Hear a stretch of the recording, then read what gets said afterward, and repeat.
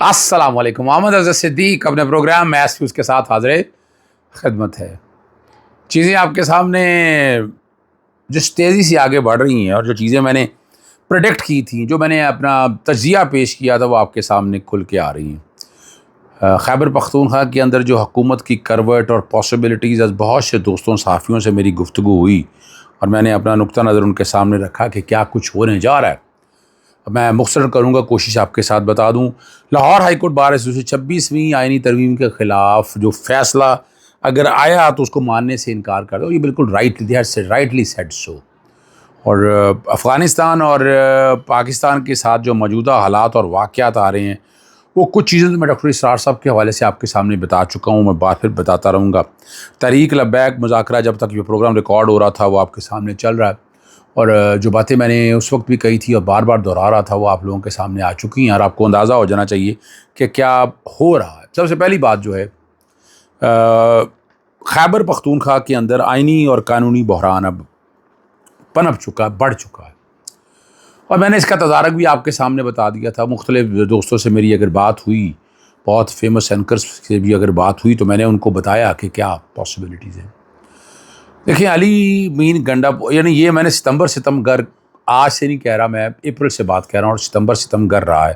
ستمبر کے اثرات آپ کے سامنے آپ دیکھ رہے ہیں اور اس کے نتائج بھی آپ کے سامنے آ رہے ہیں.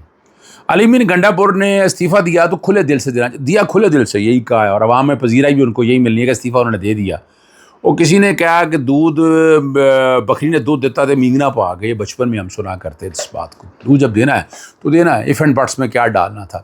آپ نے وہ آپ کو، اگر آپ کے پاس لیگل ٹیم تھی، نہایت نالائق لیگل ٹیم تھی کہ جس نے آپ کو سجیسٹ کیا کہ آپ استعفے کی ورڈنگ ایسی بنائیں، وہ استعفے کی ورڈنگ میں آپ کے سامنے کہ میں آج سے نہیں بات کر رہا، جس دن استعفیٰ دیا اسی دن ہی میرے ماتھے میں ماتھا ٹنکا تھا کہ جناب یہ غلط دیا ہے، کہ ڈائریکشنز کا لفظ لکھنے کی ضرورت نہیں تھی. بڑی سیدھی سی بات تھی اور سیدھی بات ہی رکھنی چاہیے تھی کہ استعفیٰ دے رہے ہیں. اور دوسری میں نے ساتھ بتائی تھی کہ جناب اپنے ہاتھ سے نہیں لکھا، یہ بھی میں نے کہا تھا. اور وجہ میں نے بتائی تھی کہ اس کے لیے اپنا مائنڈ استعمال کرنا چاہیے.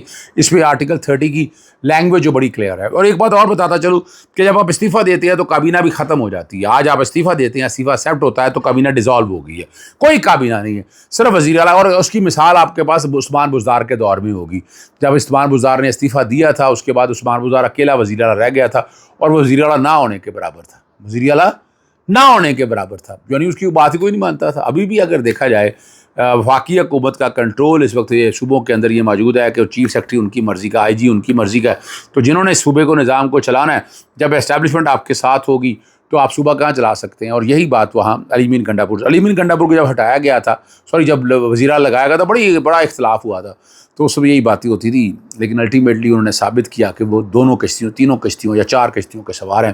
اور عمران خان صاحب نے جو باتیں جس طرح کہ وہ خالی زبانی کلامی بڑھ کے مارنا، سلطان رائی کی طرف بڑھ کے مارنا، یہ میں تو کہتا رہا، میں سپورٹ بھی اس کو کرتا رہا کہ نہیں، حکومت نہیں توڑنی، حکومت کا ڈس ایڈوانٹیج، نقصان بڑا ہو جائے گا اگر آپ گرائیں گے اور نیا وزیر اعلیٰ لائیں گے. وزیر اعلیٰ کے لیے عمران خان سے بڑی رائٹ چوائس تھی. یہ بہت اعتراض ہو فاٹا کی محرومیوں کے حوالے سے، باقی چیزوں کے حوالے سے، نوجوان ہیں، لیکن میں نے ایک بات کہی تھی، اگر یہ سموتھ چلا گیا، اگر یہ سموتھ ہو گیا آفریدی کے حوالے سے، تو پھر کہیں نہ کہیں تو اسٹیبلشمنٹ کی آشیرواد حاصل ہوگی. ابھی تک تو حالات ایسے نظر نہیں آ رہے ہیں. اور چلیں میں آپ کے سامنے لیگل بات رکھ دیتا ہوں. اس استعفے کو گورنر ریجیکٹ کر سکتا تھا کہ آئین میں لینگویج ہے نا. انہوں نے کیا کرنا تھا، گورنر نے لاء ڈپارٹمنٹ کو بھجوانا تھا، لاء ڈپارٹمنٹ اس پہ اوپینین دینا تھا، اور اوپینین یہی دینا تھا کہ یہ استعفیٰ اپنے ہاتھ سے نہیں لکھا اور اپنی مائنڈ کے ساتھ نہیں جاری، کسی اس استعفے کو ریجیکٹ کرتے ہیں یا ریٹرن کرتے ہیں.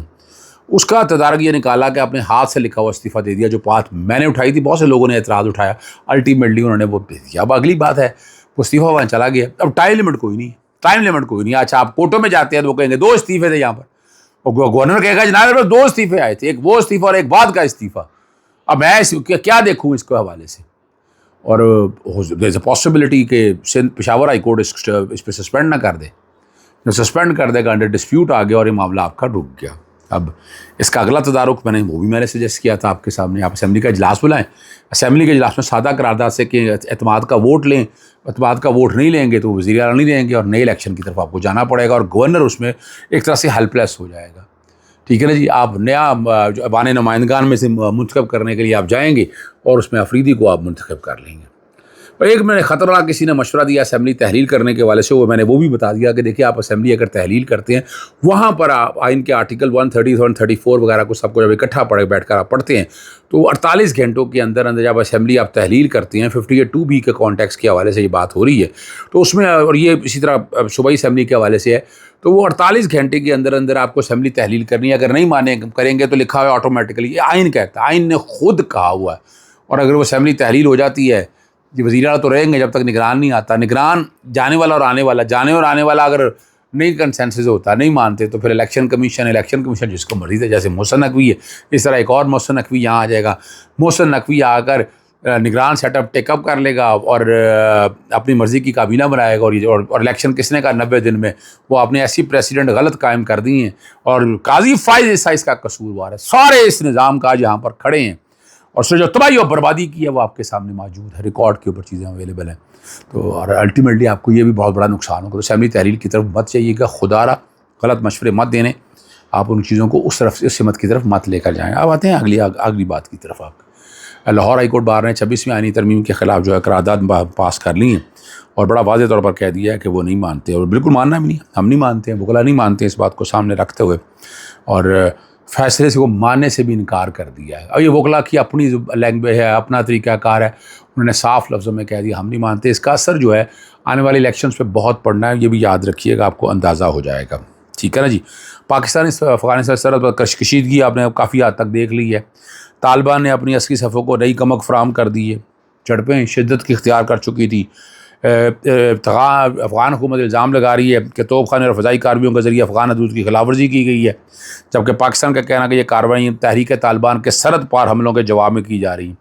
یہ یہاں اور افغانستان میں وہی کہے گا جیسے انڈیا نے کہا، انڈیا نے جسٹیفائی کیا کہ پاکستان کے اندر اٹیک کیے، پھر پاکستان نے اس کا جواب دیا، تو پھر وہ باتیں کسی اور طرف نکل جائیں گی۔ یہ بہرحال یہ آپ لوگ طالبان تو بیسیکلی اگر دیکھا جائے وہم میں مبتلا ہیں، روس اور امریکہ کو جھکنے پر مجبور کیا، پاکستان اس طرح سے نہیں، یہ یاد رکھیے گا، میں بتا رہے ہیں آپ، یہ بھول ہے افغانستان کی کہ پاکستان خاموشی سے بیٹھا رہے گا۔ پاکستان نے تو اتنی لاشیں اٹھائی ہیں، پاکستان تیا پاچا کر دے گا افغانستان کا، جس کسی نے، اور یہ افغانستان کو سمجھنا ہے اس بات پہ، ٹھیک ہے نا جی، اور یہ بات بڑی واضح طور پر انہیں سمجھنا ہے، یہ نہیں سمجھ آتا ہے، وہ بھول رہے ہیں کہ پہاڑوں میں لڑنے کا طریقہ ہم نہیں سکھایا انہیں، اپنے ملک میں تقسیم اور نفرت برداشت آج وہی ہمارے خلاف ہتھیار اٹھانے پر ہے۔ تاریخ گواہ ہے افغانستان نے 2962 میں بھی باجوڑ کے محاذ میں پاکستان سے ٹکر لی تھی، اور انجام شکست ہوا تھا اس کا، جس کے بعد سردار داؤد کو استعفیٰ دینا پڑا۔ تاریخ پھر ایک بار دہرا رہی ہے۔ کرم کے ہلالچی بارڈر سمیت مختلف علاقوں میں لڑائی شدت اختیار کر چکی ہے، پاکستانی افواج نے دشمن کی متعدد چوکیوں کو نشانہ بنایا، پاکستانی افواج لڑنے کا گر جانتی ہے، اس بھی یاد رکھیے گا۔ ابتدائی اطلاع کے مطابق جو ہے نا جنڈو سر، میلا تر، میری بہت سے علاقوں میں جو ساری حالات آپ کے سامنے موجود ہے، اور دہشت گردی انشاءاللہ العزیز جو ہے وہ ہم ختم کر رہیں گے۔ اس میں کالم بڑا اچھا لکھا ہے، وہ لکھا ہے یا زمین، کچھ بھی احساس رہے جو آج پاکستان اور افغانستان کے درمیان صورتحال میں پیدا ہو چکی ہے، پاکستان کی 45 سالہ افغان پالیسی مکمل ناکامی کی مظہر ہے۔ کیا کیا فلسفے گھڑے گئے، افغانستان کے مقابلے میں دخل اندازی کرنے کے لیے اسلامی اخوت کا نعرہ لگایا، اسٹریٹجک گہرائی کے سہانے خوابوں کا ذکر رہا، ہندوستانی اثر کو افغانستان سے بے دخل کرنے کی باتیں ہوتی رہی، آج وہ تمام باتیں الٹ ہو چکی ہیں۔ پاکستان کو اسٹریٹجک گہرائی ملنے کی بجائے اسٹریٹجک گہرائی ٹی ٹی پی کو ملی، وہ اس وجہ سے حملے پاکستان پر ہو رہے ہیں۔ ہندوستانی اثر کی بے دخلی کی بجائے ہندوستان کے روابط افغانستان سے پھر قائم ہو چکے ہیں۔ تب کوئی پاکستان افغانستان سوالی پر سوال اٹھاتا تو غداری کے مترادف سمجھا جاتا تھا۔ بہرحال جو ہو سو ہو، اب نئی راہیں ڈھونڈنے کی ضرورت ہے، یہ ایاز امیر صاحب کا کہنا ہے، اور میں نے آپ کے اس لیے وہ پوائنٹ جو ہے میں نے آپ کے سامنے وہ بڑا واضح طور پر رکھ دیا ہے، ٹھیک ہے نا جی۔ اور ایک بات جو میں آخر میں کرتا چلوں کہ نا Tehreek Insaf M P S جو ہیں وہاں رکھنا بڑا ضروری ہے، اور آپ وہاں نہیں رکھیں گے تو بڑے مسائل آئیں گے، ٹھیک ہے نا جی، بڑی واضح طور پر آ جائے گی باتیں ساری۔